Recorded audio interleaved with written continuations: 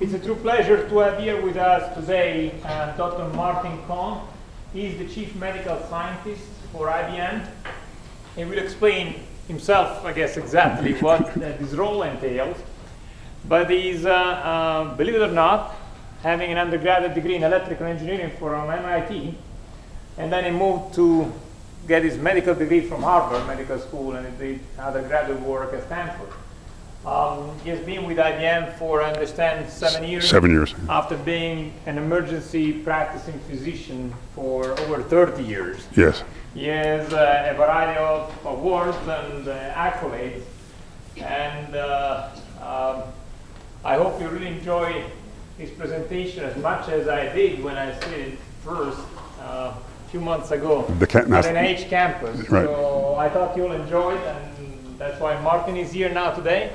So, Martin, thank you for coming. Thank you. And please. Thank you for the introduction and for your very gracious invitation. I'm always happy to be back in an engineering school because as John Locke mentioned, I actually got my bachelor's and master's in engineering and then did more graduate training. So in many ways, I feel more like an engineer than a physician. So it's always a pleasure to be back. And thank you also for allowing me to get bogged down in snow we haven't seen yet in New York. So let me just explain a little bit about what I am and what I am not in anticipation of the questions. I am an engineer, but I am not a computer scientist. I am not a coder. The last time I did any serious coding was 1978. So if you ask me technical questions about computer systems, we're both going to be embarrassed by my blank stare, so please don't do that. Okay? I am a physician, practiced emergency medicine for 30-some years. I have background in health policy, healthcare transformation, and change management. So one of my roles in IBM is helping steer the development of information systems in a way that actually supports the transformation of healthcare and not just technology for technology's sake. But again, I'm not a computer scientist, so I'm going to talk to you about the applications and something about, at a very high level, the structure and how it works. But I'm not the guy to ask if you have detailed questions. So as data scientists, there are a few things going on that you probably would be pleased about. The October 2012 Harvard Business Review declared that data scientists are the sexiest job of the 21st century. Okay. So you're in good shape there. In contrast, this is the summary of a bill that was submitted to the Virginia State Legislature 2 weeks ago today, prohibiting the use of healthcare information for analytics and prohibiting participation in the health information exchange. So although I assume most of you here believe that analyzing healthcare information to use it to make better decisions and improve healthcare is critical, there are clearly some people that do not agree with that. That's one of our challenges, the political and policy environment in which we live. How do you overcome some of these things and actually get to the point where we can use our technology for value? So what I'm going to talk about a bit today is what is Watson and why is it important? What are we doing with it, and what can we expect in the future? So Watson at heart is a natural language processing tool, a very fast, very efficient one. It reads and understands English. It does a couple of other things, but at essence, that's all it does. It reads and understands English in huge volumes. So I assume most of you are familiar with the fact that Watson, 2 years ago, challenged and beat the 2 reigning Jeopardy champions in playing the Jeopardy quiz game. A kind of an important milestone, not because playing Jeopardy was a big issue. The IBM senior leadership quickly recognized that playing Jeopardy was not a long-term business model. Okay. But as a demonstration of Watson's ability in natural language. So Watson started as a project roughly 2006 as one of IBM's grand challenges. Could they program a computer to actually understand English and use it to process information, make suggestions, make decisions? And Jeopardy was an obvious arena in which to demonstrate that. It's probably the most well-known quiz show in the English-speaking world. Okay. So, and uses intentionally arcane, obscure language. So if Watson could understand the information in those clues, which in Jeopardy is an answer, and then you have to create the appropriate question, and create the appropriate question, and do well enough to take on these Jeopardy champions, then it was a clear demonstration of Watson's ability in natural language processing. So that was why Jeopardy was chosen, not because in and of itself it creates any value. In the real world, okay, we are overwhelmed with information. Okay. As a general rule of thumb, 90% of the information we use is less than 2 years old. 80% of that information is unstructured text-like data. So we're overwhelmed with data. We're overwhelmed with unstructured data. And within reason, unstructured data has been inaccessible to us, except in most superficial ways. But in healthcare in particular, 80% of the data that goes into making decisions about healthcare comes from unstructured sources. And we don't use it very well. So a tool that could process unstructured information, draw out relevant ideas from that unstructured information based on what it understands of the question you have to address, be it a Jeopardy clue or a clinical situation or a business situation, would be a very powerful addition to the resources we have. And so that's what Watson is about. And in healthcare, that amount of information is overwhelming. In 2010, the National Library of Medicine cataloged 700,000 new articles. And that's just the ones in the National Library of Medicine. Okay. The amount of other unstructured data that's out there, guidelines, protocols, and so on, the unstructured part, free text part of an electronic health record is overwhelming, and we simply haven't been using it. So what we are focused on with Watson is to fill in that gap. So for example, the 700,000 articles, for the typical physician in the United States, they have 5 hours or fewer, between 3 and 5 hours a week to read. And when they do read, it's usually limited to 2 or 3 journals. Okay, not any of the thousands that are out there. So when you read through a journal, you typically say, look at a title and say, well, that looks interesting, and you read that article maybe. But if there's an article that has a different title that you don't recognize as being related, and you don't read that article, there's information you may never know about. So there are lots of reasons why we can't use this natural language information very well, and we need other things. So why is it so hard for a computer to understand English? English is a weird language, okay? If I walk up to Gianluca and say, you're a wise man, he's going to be pleased. If I say you're a wise guy, he's not going to be pleased. How do you tell the computer the difference between wise man and wise guy? Okay? How do you explain to a computer that noses can run and feet can smell? Okay? The context of the language is very difficult. For us, it makes sense because we've been living in it all our lives. So if you look at one of the actual Jeopardy cues, is if leadership is an art, then surely Jack Welch has proved himself a master painter during his tenure at GE. Okay. So for this, Watson had to understand that master painter did not mean his oils were hanging at the Boston Museum of Fine Arts. Totally different concept. All things that had to be taught to Watson, help Watson understand before he could actually understand natural language. So what does Watson do? Okay. Watson understands human communication, the basic free text, unstructured human communication, written communication. It understands it, not just read it, not just recognize words. It understands it well enough to interpret a particularly obscure Jeopardy clue and go and read huge volumes of information and get the inferences it needs to form the appropriate question in response, and do it fast enough that it defeated Ken Jennings, who was the most effective Jeopardy champion playing the game. So it actually understands the language and the meaning, not just responding to the words, because as we showed before, if it just responds to the individual words, it misses the whole context.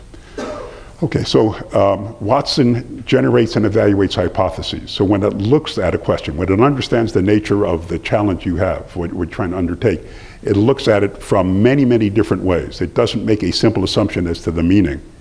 It analyzes it perhaps geographically and chronologically and some other context of parsing, and breaks it down and looks at it from a variety of different ways. Okay?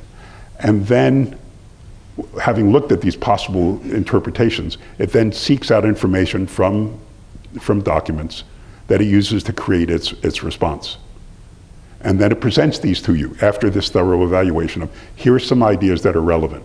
Now in playing Jeopardy, they had to add an additional aspect to Watson, which was choosing one answer. That is not inherent to Watson. Watson evaluates many hypotheses and returns the hypotheses to the decision maker in a prioritized order based on Watson's confidence that this hypothesis is relevant to your decision. The idea being it brings these ideas to you, and you make that final decision, not Watson. That wasn't the Jeopardy rule. Okay? In playing Jeopardy, Watson couldn't say, Alex, here are 5 ideas, you pick the right one. Okay? Wasn't part of the rule. Okay? It had to come back with a either no answer or a single answer. And so the way it did it is they added another feature to Watson, which to analyze the strategic point in the game, decide how risky it was, because as you know, if you got the answer incorrect in Watson, you lost as much money as you would have won. So if it were a very close game, and losing $1,000 would be to great disadvantage, then Watson might set itself a higher threshold, have a higher level of confidence in any of its answers before it would buzz in, than a game in which it's running way ahead and losing $1,000 means nothing. So Watson would calculate that threshold, and if the answer in which it had the highest confidence exceeded that threshold, it would buzz in, and if it did not, it would not. But fundamentally what Watson does is it generates many hypotheses with a decimal number that represents its confidence in the relevance of this answer. It doesn't say it's confidence that it's correct, just its confidence in relevance, kind of a subtle distinction. But it may be 3 possible answers, it may be 5, it may be 100, depending on the complexity of the question. So it generates these hypotheses, and then it offers them to you.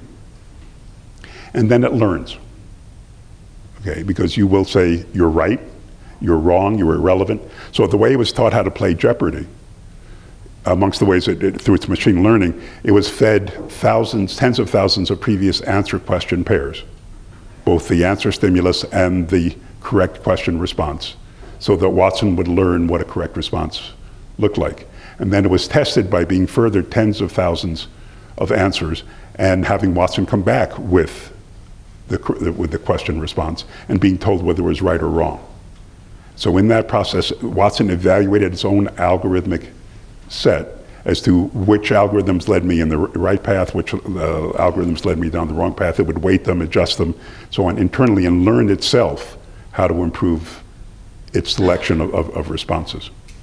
Watson further worked on its sources of information. The Watson that played Jeopardy was constrained to use only stored data. It could not go out into the internet during the game. It had 12 terabytes of storage, but it was fixed stored data that had to be fixed at the beginning of the game. Along with this learning process, Watson taught itself which sources of information were more reliable by assigning a reliability index to each of the sources of information. And if one source of information consistently gave Watson good information that led to a correct response, it rewarded that with a higher level of reliability. If another source gave it was less likely, or in fact led it astray more often, it would give it a low reliability, and at some point Watson would say, I don't want you here anymore, you're not useful to me, and you'd be replaced with something else. So this took like about 5 years for Watson to get ready, 4 to 5 years to get ready to play Watson, going through this process. Now in healthcare, we don't have that constraint because we're not limited to stored data. We have licenses with numerous publishers. So Watson, you won't have to worry about the currency of its data and so on. It'll have online access to all the most recent journals. So unlike playing Jeopardy, if a clinical decision has to be made, Watson can use an article that was published last night to get the most current information. So we don't have the same constraints. And the Watson that played Jeopardy was able to read and understand 200 million pages of text in 3 seconds. So as Dave Gondek, one of its designers, said, there's no such thing as too much information. So we don't even have to be that restrictive on what journal articles are made available to Watson, because it can read them so fast that basically you can throw anything at it you want and it'll process it. So Watson fits into a category of computing that's now called cognitive computing. Unlike the computing of, say, 50 years ago or 30 years ago, which was kind of deterministic, you programmed it to deal with some numbers, to come up with specific objectives. Now Watson gets into a level of understanding, and so may come up with suggestions or conclusions that you hadn't anticipated. There's a real kind of cognition and thought goes into it. So Watson produces 3 kinds of cognitive services. One is ask. You can ask Watson a specific question, and you can ask it in natural language. You don't have to break it down into keywords. So you can say to Watson, I have a patient with a headache, a fever of 102.5, a painful left eye, a red knee, and nauseated. And Watson will process that information. Watson can look at the patient's electronic health record if you've given it permission to do so, read the literature, and come back with ideas for you to think about. So you can ask Watson. Okay? Watson is discover. Okay? Watson comes back with these ideas. And you can look at them and say, well, that first one I knew about, that second one, boy, I really hadn't even thought about anything like that. Why is that relevant? Watson will take you back through that suggestion. You can link on it to the literature that it used to create the suggestion. And Watson will further highlight the passages within that literature that it used to create the suggestion. So it's a discover process that Watson does with its processing. And it's decide. Watson brings these ideas to you with levels of confidence in their relevance. And further in that decision process, Watson helps you get additional information that's relevant. Watson, in a sense, knows what it doesn't know. So if it has to make some decisions, say about a clinical situation, say a diagnosis, Watson can look at the electronic record, the case history for the patient, get information that the physician feeds to Watson, and then go look at the literature and may come back and say, well, okay, here are my ideas. But in doing this reading, I've determined that there is a certain fact or set of facts which are important and relevant to this decision. And I don't have that information. It's not in the record. Okay. Can you get that information for me? And the physician can say, collect that information, feed it back to Watson, and Watson will reprocess everything and come back with suggestions based on that additional information once it has determined that that information is important. So it's a decision tool also. So those are three components of cognitive processing. So if we look at the progress of machine learning, this is a graphic of how Watson improved playing Jeopardy. Now on the left is precision. What fraction of the questions, what fraction of the Jeopardy stimulus answers were responded to correctly with a question by Watson. And on the bottom axis is what fraction of the questions did Watson try to answer. So when it answered only a small fraction, it answered questions in which it had higher levels of confidence. And when it first started off in this method back in 2006 was using Watson as, and the best it got under optimal circumstances, highly confident, was still less than 50%. And so they went away from that of not a search engine into what they call massively parallel probabilistic algorithms. And when they switched to that, a year later, the performance jumped, but still not enough. And as they refined it and taught Watson, went through the machine learning and learned themselves, for instance, they found that Watson was not very good at understanding puns or identifying puns. They created algorithms that help Watson understand a pun and create an appropriate response. So over the period of four years or so, to November of 2010, they progressively improved. No, those rhomboids up there are the performance of the two reigning Jeopardy champions. The blue ones on the right are Ken Jennings. The kind of darker ones on the left are Brad. So Brad was the one who won the most money. Ken was the one who won the most contests. So if you look at Ken Jennings, okay, his performance is he answers 70+% of the questions and is right 80+% of the time. So he basically won by dominating the board. And so the Watson designers interviewed him and said, how'd you do that? He said, well, he buzzed in when he was confident by the time the 3 seconds were up, he would know the answer. Unlike all the other contestants who waited till they knew the answer, he did it on his confidence of knowing it. And obviously it served him well. So that meant that Watson didn't even have the 3 seconds. It had like 2 seconds or a little under 2 seconds to take him on. And at that point, the Jeopardy producers came and saw this performance and said, okay, you guys are competitive. Now we're ready to film the show. In fact, we're not going to wait any longer, because if we wait any longer, Watson may be so dominant it won't be a contest and nobody will watch it. So that's where it was taped, and Watson was victorious. So, as I mentioned, they started off Watson as a search engine, but they quickly went away from that because it was completely unsuccessful. And in watching Jeopardy, it was possible to believe that Watson was a search engine. But let's look at some differences between Watson and a search engine. If you use a search engine, whichever one you use, a technical search engine, one of the ones on the web, whatever, is you break your issue down into some keywords and you submit that for a search. And then you get a bunch of hits, which are not ideas, but they're documents or pages. Okay, so typically you get 101,286 hits in 0.13 seconds. Okay. And you're not really sure how they get prioritized. Why is the first hit the first hit? Is it because the manufacturer paid for it? Or is it the most popular website? You don't know. And you start going through them, and there's 100,000 of them. Okay. Now, if you use some of the technical websites like we use in healthcare, PubMed, which allows you to search the National Library of Medicine, okay, you get the same. You get hits to articles, not web pages. You get hits to articles. You look at the title, and so you may have not 100,000, but you may have, depending on how specific you are with your keywords, so maybe you have 1,000 or 500. And you start to go through them. You look at the titles, and that title's irrelevant. A little risky because there may be important information in there that is hidden by the title. And then you'll come down, you'll winnow it down, you'll have a bunch of titles that you think are interesting, and then you'll go read the abstracts. And based on the abstracts, you will winnow out some more, and you'll be left with a few that you actually download or purchase and you read. So maybe there's 50 or 100 that you actually read out of all of that. And then you find there are 3 or 5 that actually have any substance associated with your question. Tremendous investment of time because of the inefficiency of the simple search engine. With Watson, you enter the question in your own language as you want to. Okay. Watson goes out and does the search, finds the articles, puts out relevant information, returns the ideas to you, not the pages. It can get you to the articles if you want, but it returns the ideas, the suggestions for you, prioritized according to its estimate that it's relevant to your decision.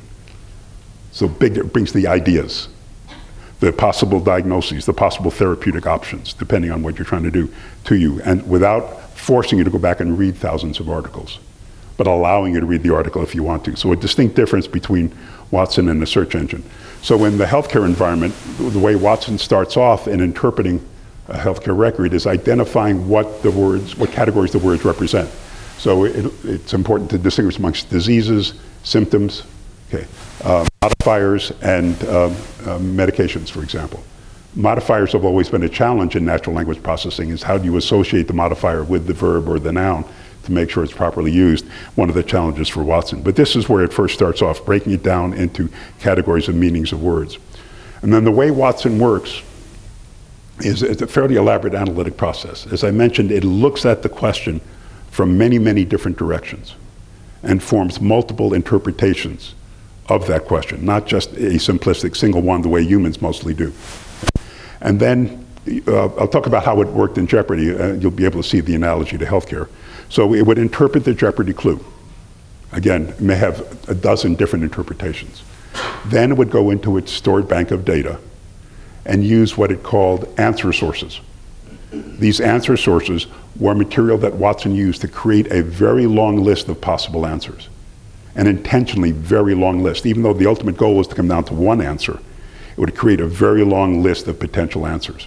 One of the reasons for the very long list is that the correct answer did not appear on that original list, it would never show up later on.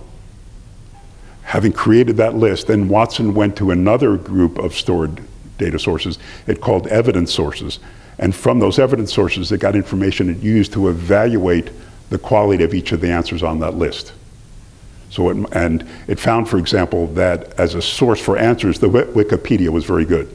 Maybe not so good as an evidence source to evaluate the quality of the answers, but a good source of answers. And Watson also taught itself, depending on the nature of the stimulus, what sources might be more valuable. So Watson learned over time that Jeopardy asked a lot of questions about the motion picture industry. So Watson liked the IMDb database, which is about motion pictures, and had the entirety of Wikipedia and IMDb stored in its memory. So if it recognized that the question related to the film industry, it went to IMDb first. And then use evidence sources to evaluate each of the answers, and would say, okay, that first answer only appears in Wikipedia, it's not in Encyclopedia Britannica, it's not in the Wall Street Journal, it's not in anything else. So I'm not giving much credence to that answer, I'm going to give it a low priority and drop it down. But this one appears in the New England Journal of Medicine and the British Medical Journal and 13 other reliable sources. I'm going to give this a high credibility and put it near the top of my list.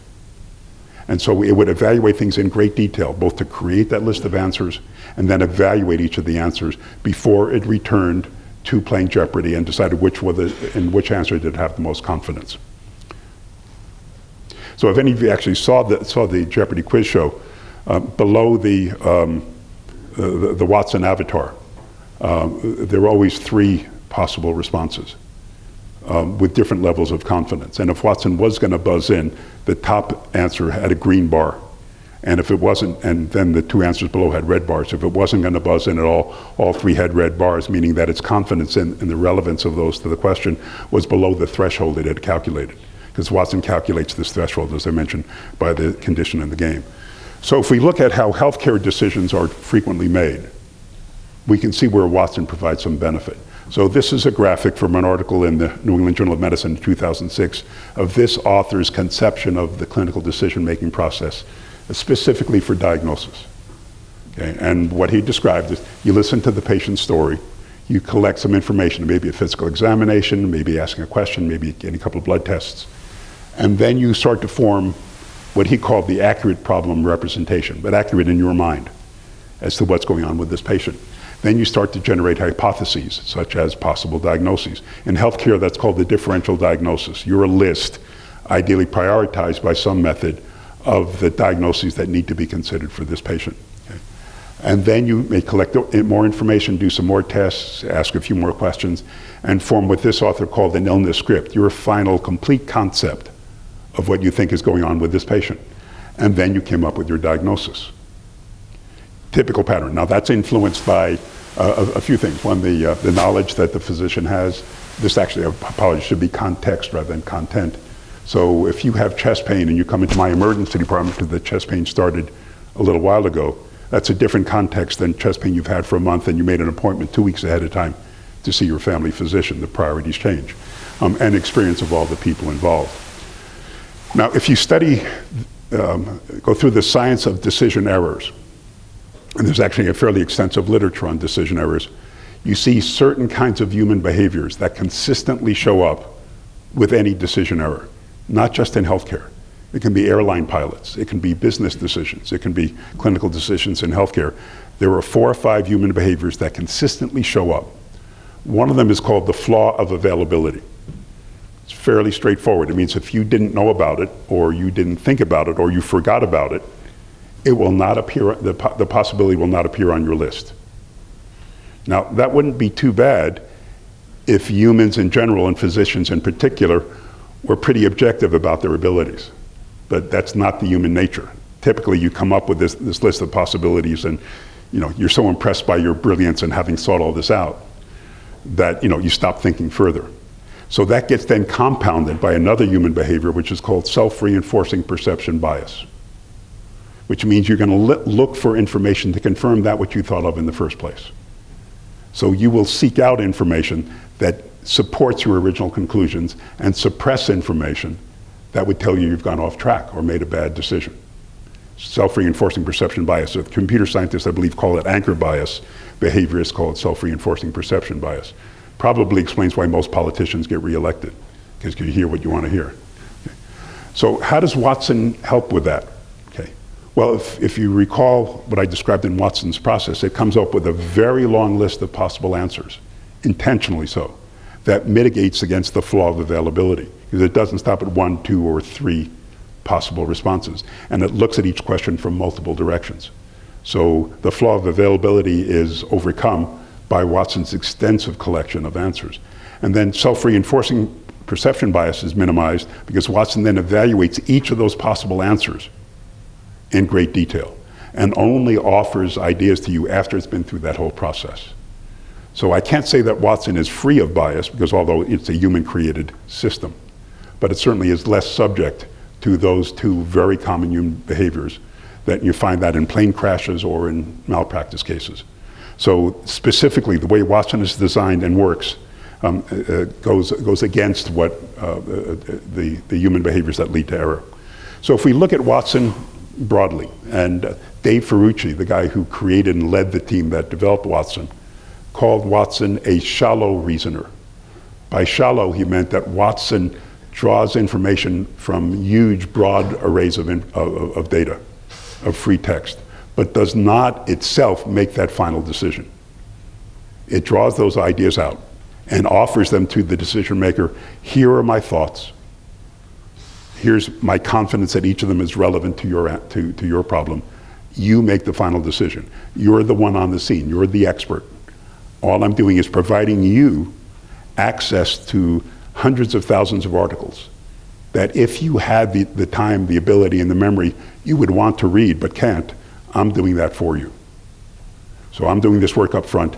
That is shallow, according to Dave. You, the one who has to make that final decision, you do the deep dive. So you're the deep reasoner, decision maker. And so the way to look at Watson is what Watson does for us is that in which we are weakest, is processing huge amounts of information to cull from it the ideas that are more important in our decision. And humans are much better at taking that smaller list of possibilities and deciding which one or ones are relevant. And one of the reasons that we're not having Watson come back with a single decision is that very often there is not one possibility. There may not be one diagnosis or one therapeutic option or one decision. There may be multiple. And so you take that information, and one of the goals in the future of healthcare is to make our decision making more precise, more personalized. So I may have a patient who's got diabetes and high blood pressure. Okay? I can treat that patient for diabetes and high blood pressure the way I treat all patients for diabetes and high blood pressure. Going into that approach with the knowledge that 30 to 40% of people will not respond to that standard therapy. Okay?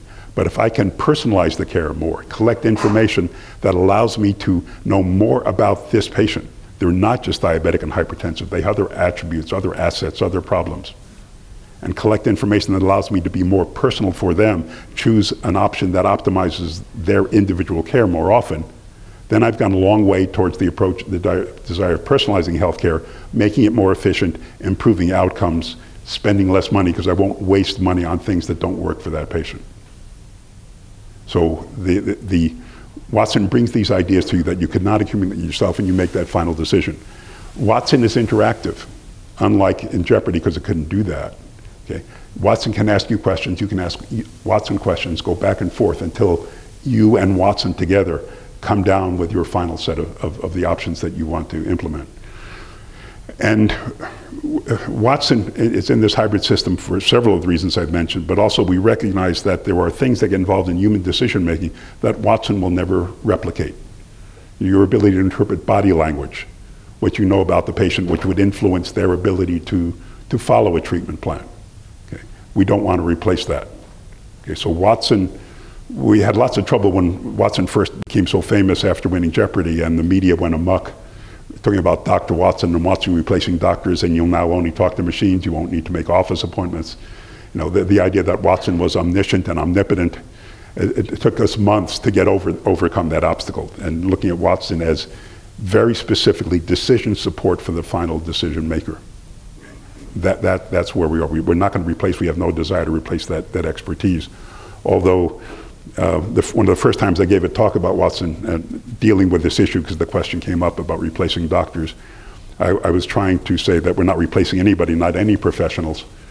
And that morning I'd been given a blog from the ABA about Watson replacing attorneys, and what I was going to say is, despite this blog about Watson replacing attorneys, it's not going to replace attorneys, but I got as far as saying the blog says Watson will replace attorneys, and got a standing ovation. So, but you know, that is not the goal. Watson is truly decision support, and it's interactive. So it helps you, kind of vector in on some better answers. Now, Watson is, although it can do some other things now as it's being developed for healthcare, is fundamentally natural language. Okay? It's what we call knowledge-based decision support. The knowledge exists someplace. Okay? It's not something that Watson makes up. Okay, Watson helps you find references, material that exist in published information or in the patient's free text part of the electronic health record or in national guidelines. It's got to be published someplace. Then Watson will find it. So it's what we call knowledge-driven. The knowledge exists. It's a matter of finding it. And you can't find it because there's so much of it out there. The other side is what we call data-driven. Taking use of the huge amount of data that exists in electronic health records, in databases, in information exchanges about patients, both structured and unstructured, and doing what we call comparative effectiveness research. And it involves defining a patient with many characteristics, not just that they're diabetic and hypertensive, but many other characteristics, and then looking for a cohort of patients within, say, the couple of million records to which you have access, and defining a cohort of very similar patients, maybe 2, 3, 10,000 patients that are very, very similar, and then looking for differences in outcome with the treatments they're receiving. And say for patients like this, it turns out treatment A works better than treatment B.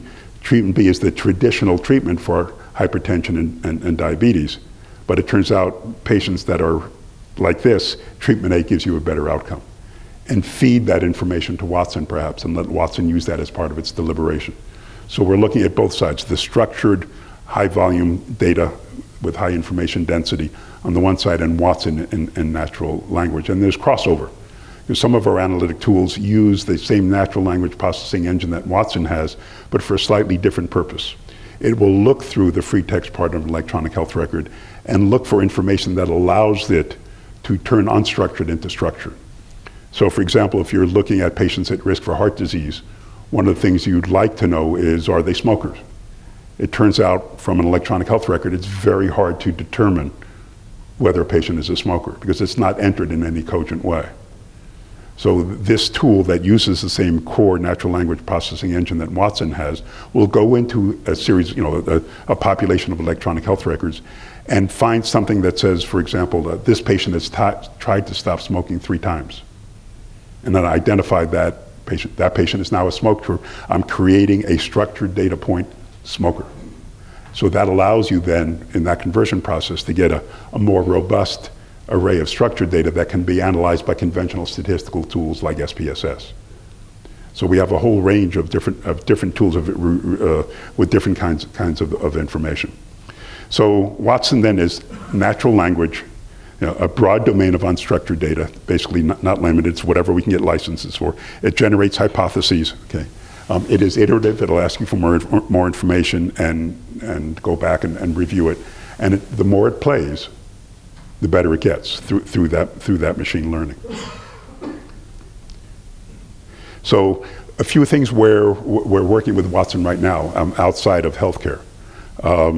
And our primary effort in healthcare right now is working with Memorial Sloan Kettering Cancer Center in New York.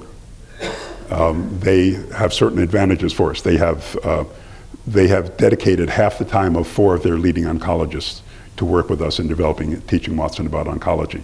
They have electronic health records going back 10 or 15 years on 5 million encounters. So the huge amount of data that Watson needs to be taught and to process. And so we're teaching Watson how to help make suggestions about oncologic therapy. Given the patient's diagnosis and clinical characteristic, what are appropriate therapies for these patients? So we're starting off with oncology first because we're not yet ready to take on the entirety of healthcare.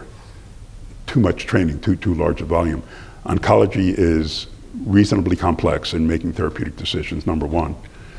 Number two, we have all this data from our neighbor in Manhattan because we live up, it's about 30 miles north of them. They have dedicated these experts to us to help with the machine learning. And oncology accounts for 1/4 of all deaths in the United States. And the cost of treating cancer, as fast as the rest of healthcare is getting more expensive, it's 3 times as fast in oncology. So it's an important issue, and that's why we're taking it on first. But Watson is basically being taught how to help make decisions about therapy and will be actively participating in those decisions by the end of this year or getting into 2014. But again, anything that depends on reading lots of unstructured data is appropriate for Watson. So one of the things is call centers.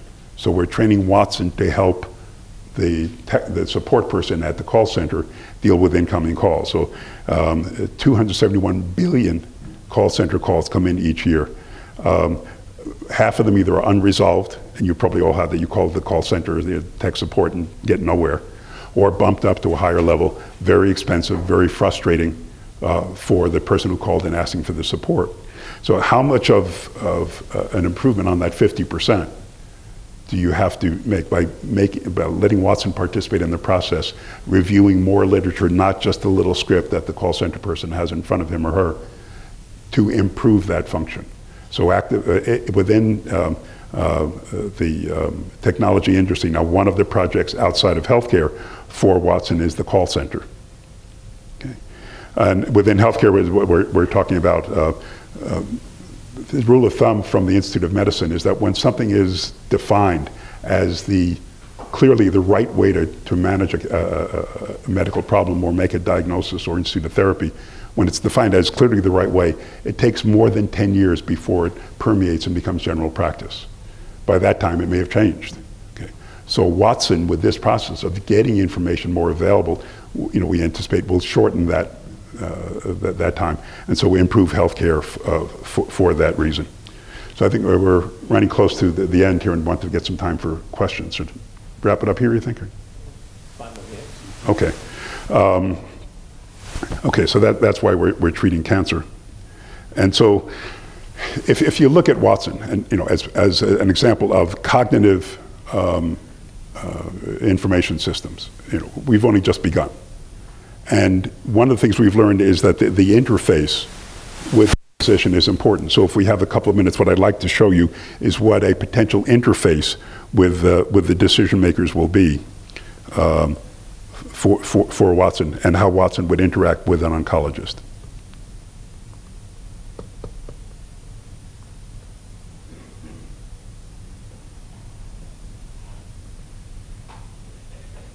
You don't have many files. No, yeah, I try to limit it.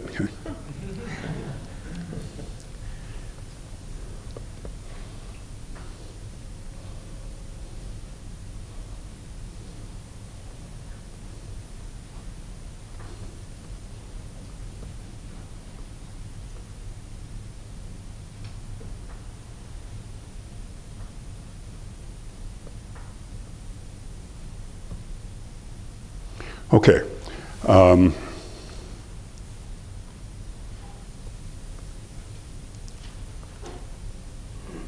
Okay, so this is a vision of what the interface might be. This is in progress. It does not exist yet, but we're developing it in collaboration with the oncologists at Memorial Sloan Kettering, because a key requirement for an interface is that it be acceptable to people that use it, that it fits in with their workflow, supports them, doesn't make them change the fundamental way that they do work or waste time doing things that they don't want to do. So we have this case. This case is a woman named Lynn Yamato, young woman, Japanese ancestry, who, because of a persistent cough, goes to see her doctor. He does a couple of tests and finds a lung mass that they think is cancer. So they refer this patient to Dr. Mark Chris, who is the chief of thoracic oncology at Memorial Sloan Kettering Hospital. And he gets the patient's electronic health record as he's preparing for her first visit. So this is Tuesday afternoon, she's coming in on Wednesday, and he's preparing for that visit. So he gets the electronic health record, which can be fairly voluminous. And what you want to do when you're making a decision is, okay, when I get a chance, I'll read the whole record, but I would like to know what's the more important information out of this record for me to consider. And so you ask Watson, what are the key issues? And Watson processes it, looks at the record, reads some literature, learns what's important in a case with somebody with a lung mass, and then comes back and says, these are the important characteristics of this patient. Okay, this is what you need to focus on first. From my reading of the literature are the more important issues. And as I also mentioned before, Watson recognizes when information is missing. So one of the questions that Watson suggests for Dr. Chris is, has this patient experienced any hemoptysis? Hemoptysis is coughing up blood. Because in the therapeutic options for lung cancer, there is one drug that cannot be used if people have abnormal bleeding. And Watson says, I need to know that information wasn't in the record, so I'm going to ask for it. And so you may have some questions about why, how to go ahead. And one of the things that Watson says, okay, going forward, we need to get a molecular pathology panel. This is looking at the genetics of the patient's tumor. Okay, because we know certain genetic mutations in lung cancer will affect therapeutic choices, and some other things, an MRI of the brain. And so you may ask Watson, okay, why do I need to get those things? And it'll tell you. It'll say, okay, these frequent driver mutations, and the driver mutations that stop the cell from remembering when to stop growing. Most of the driver mutations in cancer are that. Normal cells know when to stop growing. cancer cells do not. And the mutations that force it to keep on growing are called the driver mutations. So it said it recommends looking for these mutations because they are associated as driver mutations with lung cancer. And you can say, okay, well, that's interesting, but where does this really come from? And you click on that, the NCCN guideline, and Watson takes you to the specific NCCN guideline that it used and outlines why this patient should get that. It says in patients even that are non-smokers, because this woman is a non-smoker, this is important information. So then the doctor asks, okay, do you have any suggestions on therapy? And Watson comes back with kind of a nebulous panel, basically saying, I do not have enough information to give you any strong recommendations. We need some more information. So, you know, I have like only 30% confidence in each of the three of these. We need to move on. So now Dr. Chris has his first visit with this patient, talks to her about the options, gets some more information from her, asks her, have you coughed up any blood? She says no, puts that information back into the record, orders the test, the molecular panel and the MRI as Watson suggested, and then moves on. And now it's 10 days later, the tests have been done, the results are back, and Dr. Chris is preparing for the second visit. Now, during that first visit, he also asked the patient if she had any preferences, anything that was really important to her. And in this case, what she said is, for social and societal reasons, I really would be happier if I didn't lose much hair. I'd like to keep as much of my hair as possible. I don't want to go bald. That was important to her. It might be a different issue. It might be a grandfather saying, no matter what, I will suffer any side effect as long as I can live 6 months because my granddaughter's getting married then, and all I want is to live that long. That's my priority, and nothing else matters. So incorporating patient priorities in here is a relatively new idea in healthcare, but is part of what gets mixed in. So Watson, they order the tests, and so this isn't projecting the way I thought it was going to. And they have the imaging report. And as he's getting ready now for the next, he clicks and sees, okay, these are the new bits of information that came out of the report. So it shows that she has the EGFR mutation, which is one of the growth incentives for tumors, and will help determine what therapy will work, something that blocks that receptor site. And that the brain MRI is negative, which is good because she has no metastases to the brain, because that would make things very much more difficult.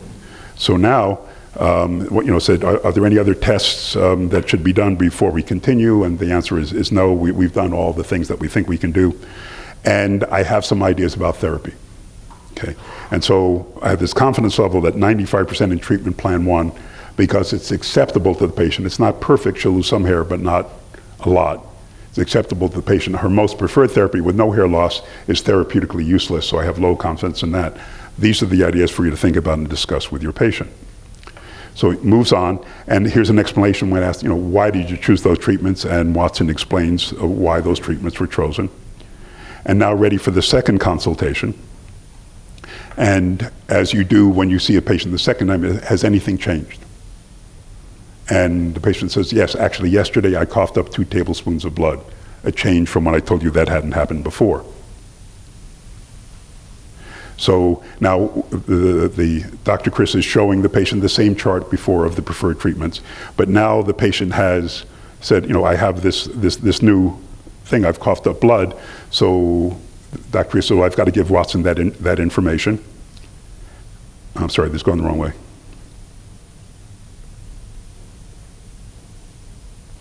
And so now Dr. Chris says, Mrs. Yamato has coughed up 2 tablespoons of blood. That's a change from before. So Watson was listening to that dictation. And when it's done, Watson prints out what it thought you said. And Dr. Chris says, yeah, that is what I said. Let's submit that. Okay. And Watson then recalculates and comes back now with a new set of suggestions for therapy. Now, we allow for the fact that the doctor may want to do a what if. What if the patient had coughed up blood? I don't know that the patient has coughed up blood, but anticipation, what if? But in this case, it actually happened. And so instead of ignoring the what if, Dr. Chris says, yes, let's submit this information. And now there's a new set of therapeutic options. A little lower confidence than before, because one of the drugs that would have been used can't. And now This is a discussion with the patient, and both the patient and Dr. Chris agree that treatment plan 1 is what they want. Now the next step is getting somebody to agree to pay for it. Very expensive process. And so you need to get the insurance company to agree that they will pay for it. This turns out to be a very expensive, frustrating part of healthcare. For oncologists in particular, it's one of the most distasteful parts of their job. They've just told the patient, you have cancer, we want to start this therapy, but it may take a week or 2 before the insurance company approves it. So go home and wait. So this poor patient has just been told she has cancer, goes home and waits. The oncologist has to fight with the insurance company, give them information and so on to get this through. There was a study in Health Affairs from about a year ago that said for the average physician in the United States, the cost of interacting with payers is $83,000 a year. That's simply wasted money, bureaucratic interaction. We are working with WellPoint, the largest private insurer in the United States, to address this problem. So in this scheme, both sides, the patient, all sides, the patient, the provider, and the insurer, all agree that Watson participating is an evidence-supported decision. And that it's likely that whatever Watson comes up with will also be agreeable to the oncologist. So instead of submitting a bunch of paperwork, Watson packages all the relevant information, sends it to the insurance company with a request for pre-authorization. Maybe Watson's also working for the insurance company, a different Watson, and analyzes it and says, yes, this is consistent with your guidelines, and you immediately get back approval to treat, and you start to treat. So we're looking at this as a comprehensive tool to help people make better evidence decisions in a collaborative mode that meets the needs of all the stakeholders in healthcare, coupled with the other analytic tools. So this was a very quick overview. I hope this gives you an idea of why so we're excited about this and optimistic that this will support the transformation of healthcare, and I thank you for your attention.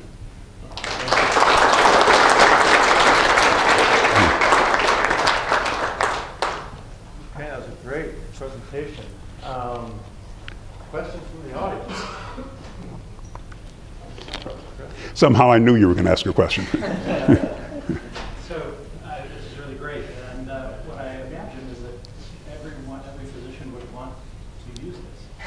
And so then there's a question about scalability of Watson. Yeah. And I mean, we saw him be able to use Ken Jennings just one-on-one, but if you have 100 doctors trying to get Watson to answer the question, how does that work? Well, there are a couple. The first, your assumption that everyone will want to use it may be a little, high. And that's what we hope.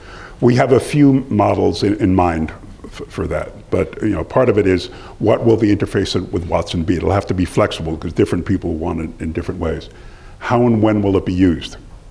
So, like some of the designers, the computer scientists, when we had our first meeting, said they want Watson to listen in because if Watson has something up front that converts dictation to text, then that would work. Wants Watson to listen in on every conversation with physician and patient so they can tell the doctor when they went wrong. So that's not going to be a good marketing tool. Okay? The other extreme is Watson would be used volitionally, only when the physician or any clinician or any decision maker thinks they need it. So that would be less intrusive and probably more tolerable. But if we look at the science of decision errors, it's clear that some of the most catastrophically bad decisions are made when you are the most confident in your decision. So if we were to adopt that approach, then we would miss great opportunities to improve decision making. So we've got to get through that burden first. But one of the options is Watson being hosted by IBM and available through the cloud for individual physicians. Now remember when it was playing Jeopardy, okay, it had to get all these things done in 2 seconds. Okay, process 200 million pages in 2 seconds. Okay, we don't have that time constraint in healthcare. So more time and computational power can be devoted to multiple users than to one issue. So it's likely that the other part is a bunch of mini Watsons out there, but and it's a model in between. Does Watson have? Are you looking to properly incorporate functionalities where it would be able to read in things like X-rays or CT scans? No, for a couple of reasons. Watson is fundamentally natural language. We have tools. IBM has tools and other organizations that already do that. So there's no need for Watson to do it. What we need is the ability to interface that information. And so like we have one analytic suite called ALIM for Advanced Analytics for Internal Medicine. And also I've been told it's the name of an Eastern god of knowledge, and the woman who developed it is Pakistani by heritage, so she chose that name. And it does look at images in great detail, especially right now cardiac images, so it'll interpret very robustly echocardiograms, nuclear medicine studies, cath studies, electrocardiograms, along with other clinical information, and form this patient similarity that I was talking about, a cohort of patients that are very similar. And so if we already have the tools that do that, so what we need to do is find a way of feeding the inferences from that to Watson rather than teaching Watson to do that which is already done. Yeah, I think it was, anyway, sorry. I was looking that way, Gary. Yeah. Can you comment on the potential of legal liability as supporting Yeah. Yeah, it's a complex question. I've done a lot of work in risk management and malpractice review and consultation. So I have my thoughts about it. So I have to, these are my thoughts. I am not an attorney. Didn't stay at a Holiday Inn Express last night. Okay. I don't think so, for several reasons. One is physicians already use many online tools to get information. So an internist can use Harrison's textbook of internal medicine online, okay, to get information. As an emergency physician, I can use Rosen's textbook of emergency medicine online. Now, it doesn't mean that I'm going to make a good decision, but I use that information. Okay. I'm not aware of any publisher having been sued when a physician gets sued for negligence. Watson is similar in concept of providing you information, but in a more prioritized, robust way, looking at many, many more sources. So I view Watson as a superlative information gatherer that presents options to you. It does not make decisions. We accept up front that Watson may screw up, and none of the information it gets may be relevant. As you may have seen in Playing Jeopardy, it sometimes was spectacularly wrong, okay, despite the fact that it won.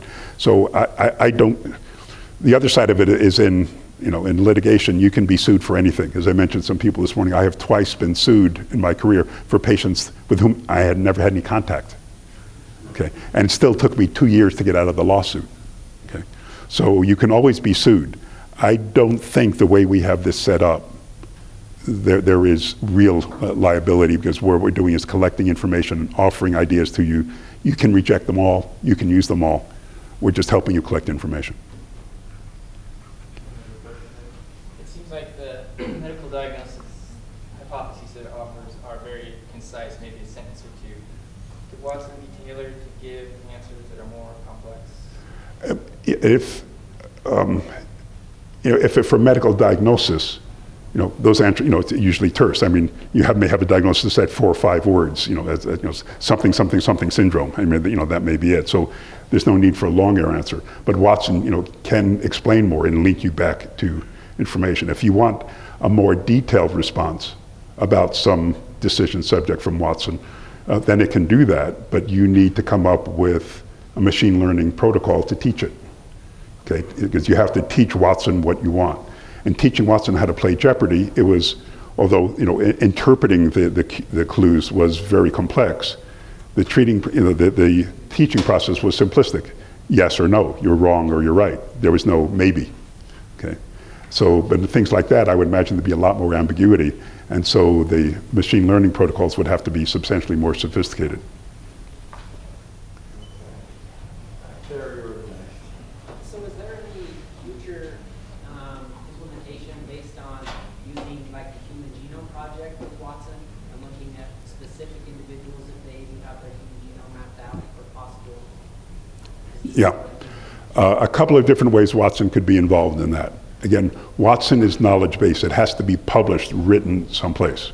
So we've had discussions with some organizations that either do genetic sequencing or rely on it, and say, okay, and now have this genetic sequence. What is the clinical manifestation of this genetic sequence? What is the phenotype? Is it out there in the literature? Can I give Watson the information about this gene sequence and have Watson find where in the world's literature there's any description of what this means? Because I have the gene sequence, but I don't know its consequence, for one. The second is we have tools that are developed by several of our other laboratories, including our research labs in Haifa, that specifically work on genetic sequences and the implications of them, using more structured analytic tools. So for instance, they developed a program called URESIST, for European Union Resist, to look at genetic information about an HIV strain to help make better decisions about which antiviral cocktail would be most appropriate for an individual patient. So we have tools that do, that manage genetic material. So Watson would not itself be retaught how to do, again, a function which already exists, but how to get that information to Watson so it could use it. So for instance, some of these analytic tools of patient similarity, we looked at a population of patients that were very similar and found that within this healthcare organization, 10% of the physicians routinely got better outcomes with patients that fit this cohort. And the other 90% got either somewhere between acceptable or poor outcomes. And again, it didn't say that these 10% were great doctors. It said that for patients like this, for whatever reason, they get better outcomes. So you can imagine such a system working with Watson, and you're sitting down, you have this patient in front of you, and Watson says, okay, looking at the literature, these are important issues for this patient, but by the way, within your healthcare organization, Dr. Smith gets really good outcomes for patients like yours. I was just told that by this other analytic tool. So along with everything else I'm suggesting, you may want to consider referring your patient to Dr. Smith. So you can imagine all of these coming together towards the more personalized, effective decisions using that information. So Watson itself will, within limits, be fundamentally natural language processing, and then take advantage of other tools that feed information to it. So one last question here. Yeah, and it was kind of on those lines. Like you mentioned, it uses peer-reviewed literature to come out with a diagnosis. What if somebody's looking for experimental theories that are not published yet, and there are somewhere in somebody's brain or somebody's record somewhere? Is there an ability to look? Yeah, then these other tools. So we have two groups of tools that actually have just been combined. One is called this patient similarity observational group that I said is called ICDA, for Intelligent Clinical Decision Analytics. We have another set of tools like the one I told you that converts unstructured into structured. That's called ICPA for IBM Content and Predictive Analytics. We now just have announced a product as of October that puts both of these together, along with a platform for creating care plans for individual patients that we call IBM Patient Care and Insight, PC&I. So those are tools that would work in that. Watson works on the assumption that the knowledge is published someplace, written someplace. These other tools work on existing data within healthcare systems or health information exchange to create what we call, it creates evidence, collects new evidence, ideas from data that has not been previously processed for that purpose. Okay, before we leave, we do have a gift for Dr. Kohn. Some of you have seen these before, but we'll have to go through this field. So this is to kind of commemorate your time in the state of Utah. But this is it's a clock with a reproduction of rock art from the Rochester Creek area of central Utah, which is kind of a hotbed of archaeological activity in the state, but it comes from the Fremont age, the early peoples of the state of Utah. And that funny looking creature in the center is actually an owl with the big eyes. And that is meant to symbolize... I was hoping it wasn't me. Well, yeah, it's meant to symbolize wisdom, which is characteristic of all of our Judd Distinguished Lecturers. So just before we leave, I'd like to thank Dr. Kohn one last time for...